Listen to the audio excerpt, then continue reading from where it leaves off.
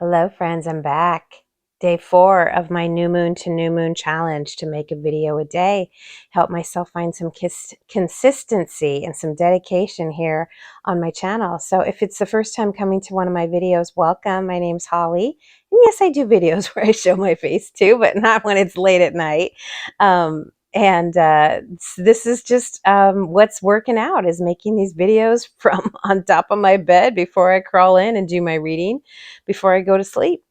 And I'm here to tell you that I will be getting back to this book this evening. I'm loving it. I'm making good headway, and I'll make more tonight once I finish this video.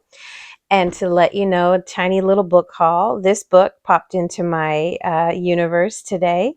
Actually, it entered my universe visually at the beginning of the year, and I almost bought this book for full price online earlier in the year because I was so intrigued by it. And the title of it, I think, is what caught me the most. But then today I was looking through a bunch of stuff at this little discount store, and there it was, and it cost $1. The God of the Woods by Liz Moore. And as you can see, this is a large print edition, which I don't know, I'm not that crazy about that, but I don't even think I'm going to need my glasses to read this. It is some large typeface. So let's read the blurb together. This is my only book haul book. I'm trying to slow down on buying books. I really got out of hand, especially over the summer. But this book, when a teenager vanishes from her Adirondack summer camp, two worlds collide. Early morning, August 1975, a camp counselor discovers an empty bunk. Its occupant, Barbara Van Laar, has gone missing. Barbara isn't just any 13-year-old. She's the daughter of the family that owns the summer camp and employs most of the region's residents. And this isn't the first time a Van Laar child has disappeared. Barbara's older brother similarly vanished 14 years ago, never to be found.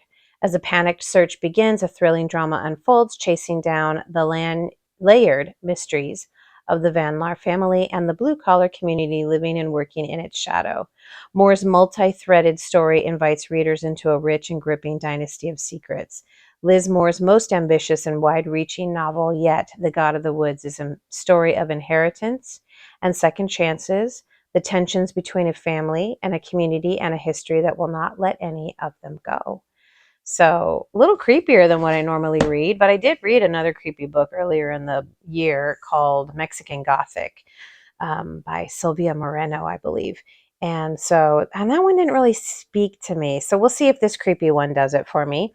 But anyway, for $1 and for practically well, it is brand new, just a little bent, I thought that was a pretty auspicious find. And then the last 3 books I'll share with you tonight that I got from my newest little cousin who was born a month ago.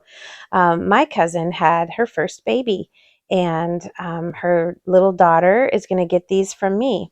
So I'm going to tell you about this one last. These 2 books I give to every little baby that comes into my life. So my nieces, my nephews, my girlfriend's babies. I had a friend recently in the last few years who had a little boy, and I bought them for him. And so what can I say about these books? These 2 books in particular live in the little birdhouse in my soul. I love these books. I quote this one a lot, Owl at Home by Arnold Lobel. Sweetest little collection of stories. My whole family, my mom, my brother, my sister, we all quote this book a lot, and we all read it over and over again through our childhood. My sister's a lot younger than I am, so a lot of these stories I read for the better part of 20 years. And anyway, Owl at Home is a particularly sweet one. And Arnold Lobel is such a remarkable author and has he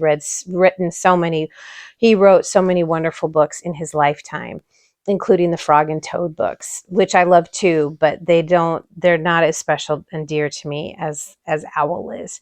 So there are these 5 stories in this book: The Guest, Strange Bumps, Tearwater Tea, Upstairs and Downstairs, and Owl and the Moon. Tearwater Tea and Owl and the Moon are my 2 favorites. And Tearwater Tea is so cute. He likes to drink Tearwater Tea, and in order to make it, he has to make himself cry. And so he sits around thinking of the saddest things he can possibly think of in order to eke out the tears, and then makes himself his tea. And he thinks about the sweetest, cutest, saddest things, like spoons that fall behind the stove and will never be used again. And he thinks about pencils that are too short to sharpen anymore. Here's the spoon. Where's the pencil? I know there's a pencil in here that's too short to be sharpened. And it is, here it is. There's the pencil that's too short to be sharpened anymore. It's too short to use. And he fills his kettle with his tears, and he has his tea. And I just, like when I'm sad, I talk about making tear water tea, and it's just, I don't know. I just love it. I thought about getting one of these pictures of Owl tattooed. I think it would be so cute, but there's so many illustrations to choose from. I'm not quite sure which one I would choose, except I think I'd probably choose one of the ones of him. He sits in a chair. I think it's even this front. Is it in the front? No, where is it? There's a picture of him sitting in his easy chair, that one.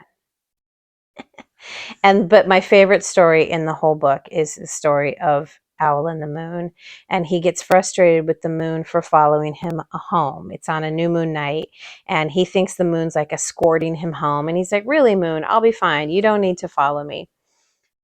Sorry, it keeps going out of focus. The moon did not answer, but Owl said, I will come back and see you again, moon, but now I must go home.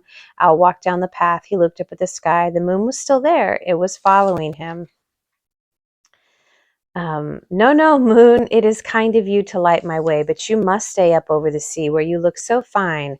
Owl walked on a little farther. He looked up at the sky again. This is my favorite part. Owl kept on walking. The moon sailed after him over the tops of the trees. Moon, said Owl, I think that you do not hear me. My mom and I say that all the time to each other. It's such a cute book, and I love it.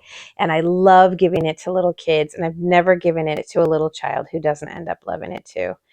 So if you have never read Owl at Home, I don't care how old you are, you must get this book. You must buy this book. It is worth buying even if you have to buy it new. It's so cute.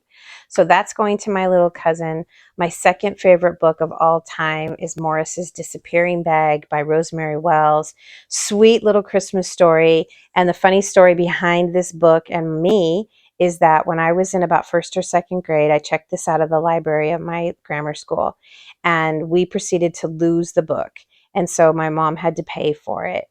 And then a few months later, probably over that summer, we found it in the house. And so since we had paid for it, we just figured, well, we get to keep the book now.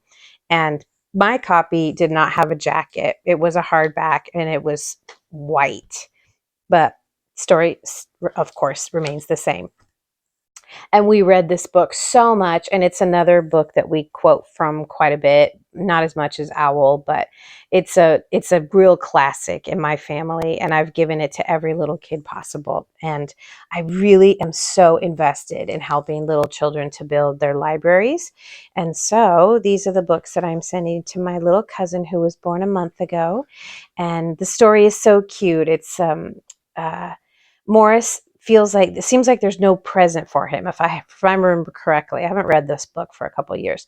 He thinks that there's no present for him or something like that, or he's not very impressed with his presents. And then there's like one more mystery present under the tree, and he opens it, and it turns out to be a disappearing bag. He can crawl in it and disappear. People are like, where's Morris? And then his brother and sister, there it is. That's it. Then his brother and sister are jealous. Look at his cute little overalls with holly all over them. And look, there he is climbing in the disappearing bag.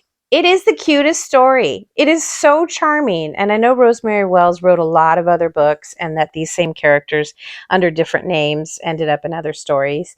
But this is a magic story to me. I love it. So that's going to my little cousin too. And then I got this book, which was new to me, but she was born in the autumn. She was born, I think, on September 25th, so just after the equinox. And this is a cute story with darling illustrations from the Brambly Hedge series. This is Autumn Story for my little Gabriella by Jill Barklam. And the illustrations are absolutely precious. And it's the story of this little mouse named Penny who goes to visit her grandma, but she gets lost on the way. And then the whole little mouse community starts looking for her. And of course, they find her by the end of the story. But Look at the illustrations. I'll make sure to stay still long enough that you can actually see what you're seeing. So I got this just because I thought it was cute. And this is the year I'm diving back into reading children's books, which I've always really loved, obviously when I was little, but even as an adult, I love children's stuff, even as an adult of 55 years now. So I'm just letting myself enjoy them. And this little sweet story is also going to go to my new little cousin. So that's her gift, her care package that's going to go out this week. And this is my cool find from the day. And this is the book that I'm going to read now for as long as I can, till it's time to go to sleep on this 4th day of my new moon to new moon challenge. Thanks for coming back, you guys. Thanks for being here. If you're new, well, I don't know. Maybe this is what my channel is going to be now. And if you're returning, well, here's where we've ended up, my friends. Shout out to my friend Jim at Great Books, Big Ideas. Jim's been such a great anchor for me here, and he always leaves me nice comments, and his videos are fantastic. So if you haven't visited Jim at Great Books Big Ideas, I'm going to encourage you to visit him soon. All right, I'll see you for day 5 tomorrow. Good night, everybody.